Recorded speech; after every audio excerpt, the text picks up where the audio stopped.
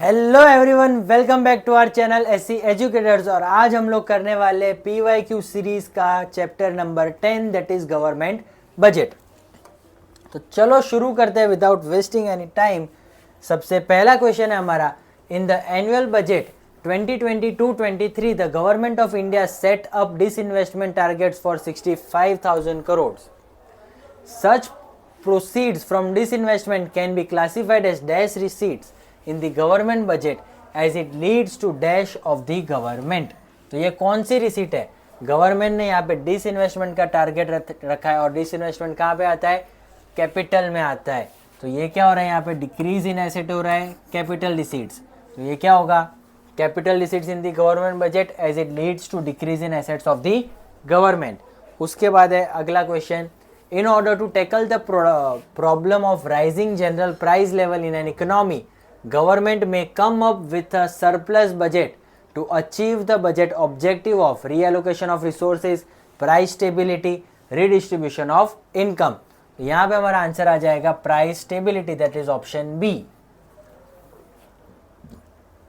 Free distribution of LPG connection to poor people is a sign of social justice।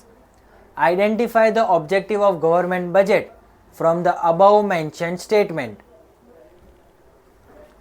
Promote economic growth, management of public sector enterprises, create equitable distribution of income, या फिर create fluctuation in revenue of the government। तो यहाँ पे हमारा answer हो जाएगा option C, that is create equitable distribution of income। 4. Read the following statements carefully and choose the correct alternative from the following। Statement 1, government budget is a detailed economic statement presented by finance minister। Government budget consists of financial programs and policies of government for the next year। यहाँ पे दोनों ही statement are true, तो यहाँ पे correct answer हो जाता है option A, that is both the statements are true. Direct tax as a part of revenue receipt is a tax which is imposed on. Direct tax किसका part है? Revenue receipt का। और revenue receipt is imposed on income of individuals and corporations. Government can achieve its budget objective of redistribution of income by managing the general price level in the economy to the desired level, increasing the gross domestic products of the economy, bringing the production of goods and services under its direct and absolute control, या फिर rationalization of taxes in pro-poor direction। So the government can achieve its budget of redistribution of income by rationalizing of taxes in pro-poor condition। फिर government of India has decided to vaccinate the adult population of India with Covaxin या Covishield without any charge। This would be categorized as revenue nature expenditure, क्योंकि यहाँ पे खर्चा हो रहा है और ये खर्चा बार बार नहीं होगा, बार बार किया जाएगा, that is revenue nature expenditure. फिर which of the following is true about revenue receipts? Non recurring in nature गलत है, मे क्रिएट करस्पॉन्डिंग लाइबिलिटीज गलत है, do not lead to an increase in liability, या फिर include loans taken by the government. यहाँ पे हमारा correct option option C, because it does not lead to increase in any liability of the government. फिर है इन 2021 the government said that despite the current resource crunch it has decided to hike its capital expenditure by 34.5%। Which of the following could be a reason for this hike? Increase in salaries of government employees, repayment of mounting interest on international loans, paying pending pension to the government employees, या फिर rapid employment generation through infrastructural projects। तो यहाँ पे हमारा answer हो जाएगा option D, that is rapid employment generations through infrastructural projects। फिर है इन which of the following can help to reduce fiscal deficit? Increase in subsidies, increase the PSU profits। आगे बिना कुछ पढ़े हमारा ऑप्शन करेक्ट ऑप्शन हो जाता है option B, that is increasing the public sector undertakings profit. Question number 11, primary deficit in a government budget will be 0 when fiscal deficit is equal to interest payment. Primary deficit zero कब होगा? Primary deficit का formula होता है fiscal deficit of previous year, fiscal deficit of current year minus interest payment of previous year. जब ये दोनों ही equal होंगे तो हमारा प्राइमरी डेफिसिट क्या आ जाएगा? Zero. Which one of the following is not a capital expenditure? Loans advanced by World Bank, construction of school building is a capital expenditure, repayment of loan is a capital expenditure, purchase of metro coaches from Japan is also a capital expenditure. तो correct option है option A, that is loans advanced by World bank.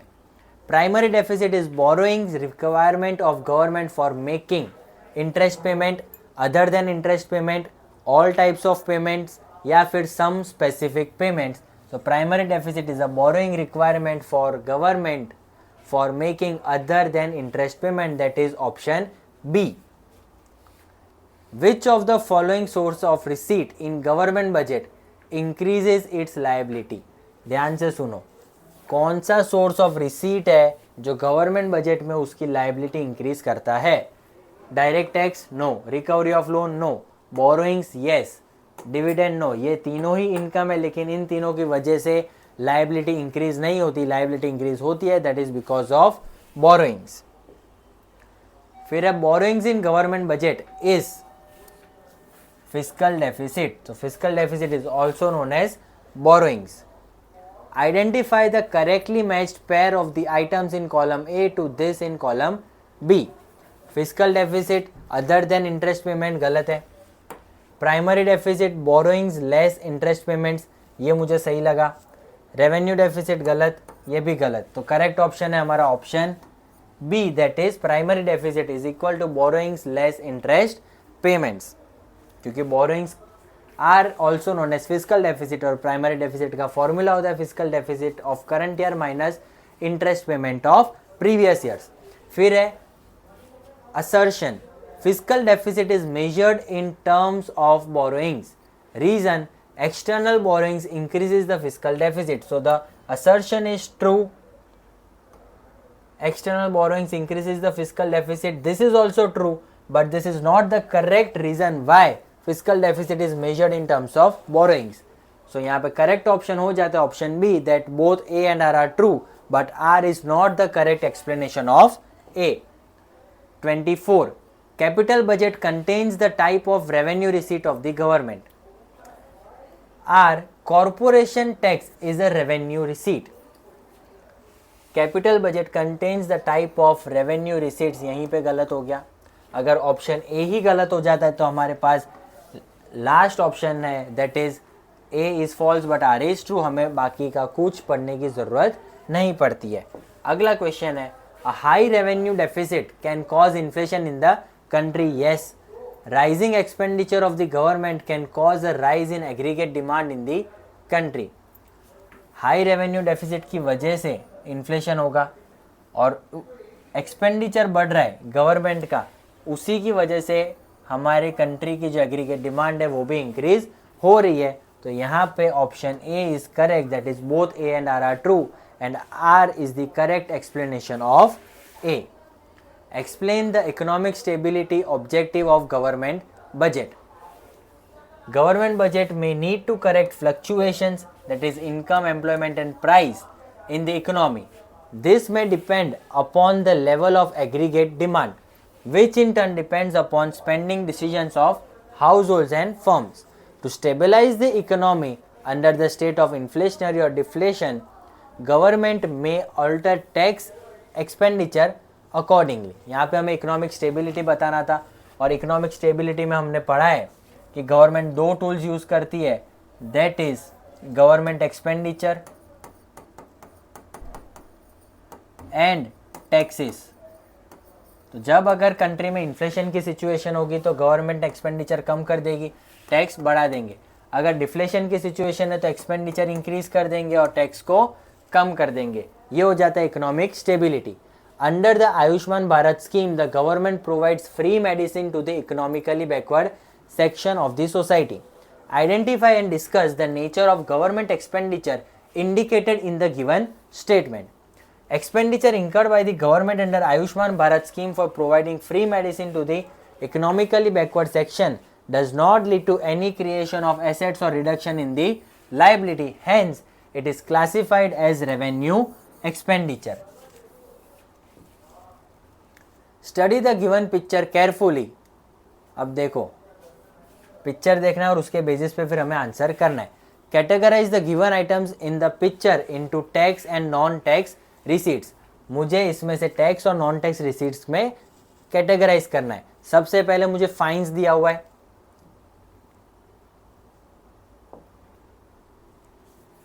चलो individuals income tax. तो individuals income tax is a tax receipt. Colour change कर देते हैं. हाँ, तो ये क्या हो जाएगा? Tax receipt. Fines is a non tax receipt. Property tax it is a tax receipt. Motor vehicle licence fee it is a non tax receipt. Sales and gross receipts tax again it is a non tax receipt. Corporate income tax is a tax receipt. तो देख लेते हैं. Tax receipt में individual income tax, property tax, corporate income tax and sales and gross receipt tax आ गया. Non tax में आपका आ जाता है motor vehicle licence fees and fines. फिर है हमारा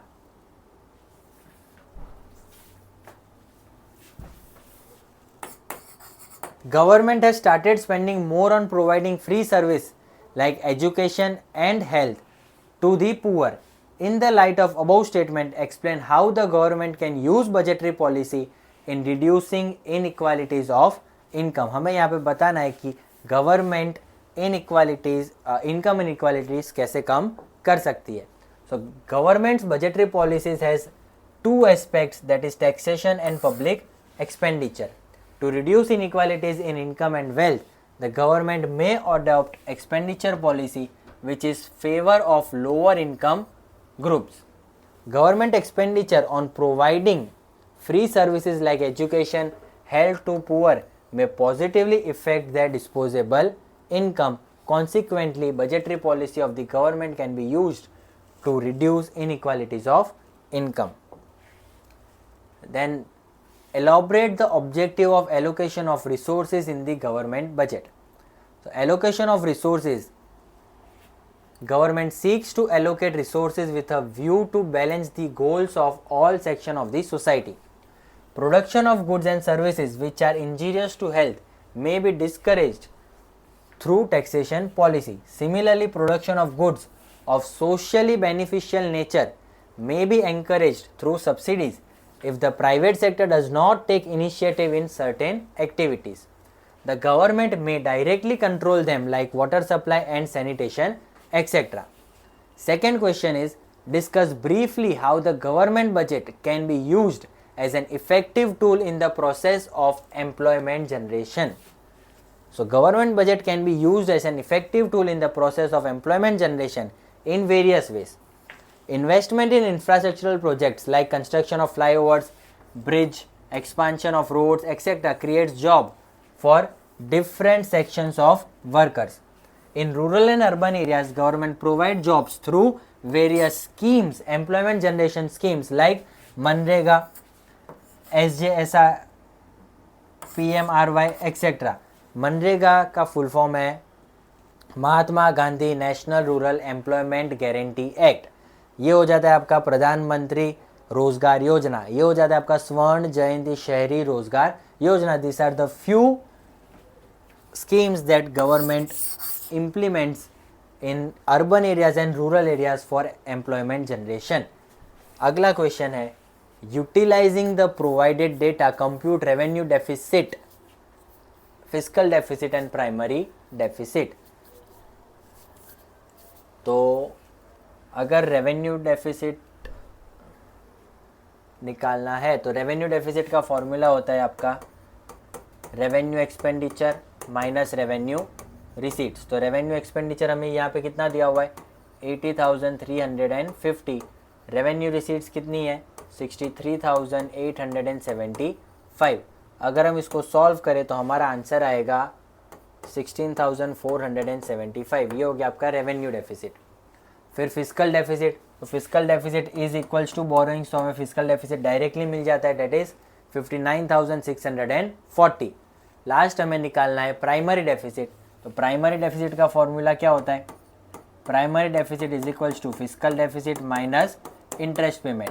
हमें यहाँ पे फिजिकल डेफिसिट ऑलरेडी डायरेक्टली दिया हुआ है, दैट इज 59640। इंटरेस्ट पेमेंट है हमारा 18,000, तो 59,640 में से 18,000 गया तो 41,640 becomes our primary deficit. Outline a hypothetical scenario where government is considered implementing a new tax policy. In this scenario, explain how the introduction of a progressive tax would affect individuals with low, middle and high incomes. So progressive tax, under proposed progressive tax system, individuals with higher incomes would pay a larger percentage of their income in taxes, क्योंकि progressive tax का मतलब होता है जैसे जैसे आपकी income बढ़ेगी वैसे वैसे आपका टैक्स रेट भी बढ़ता जाएगा। So the tax rate would increase as income levels rises. Low income individuals, low income earners such as entry level workers, those with minimum wage jobs would experience relief. The progressive tax will impose lower tax rate on their income, allowing them to retain a larger portion of their earnings. This approach would help elevate their financial burden and improve their disposable income. Middle income individuals and high income individuals, in short हमें यहाँ पे बताया गया है कि low income के लिए कैसे काम करेगा, मिडिल इनकम के लिए कैसे काम करेगा और हाई इनकम के लिए कैसे काम करेगा। हाई इनकम में आप लोगों का ज़्यादा टैक्स भरना पड़ेगा और आपके पास जो डिस्पोजेबल इनकम है वो थोड़ी कम बचेगी। And this is how progressive tax works. और इसी के साथ हमारा चैप्टर 10 गवर्नमेंट बजट का प्रीवियस ईयर्स क्वेश्चन का वीडियो एंड होता है। तो मिलते हैं अगले वीडियो में chapter number 11 that is foreign exchange. Till then bye bye.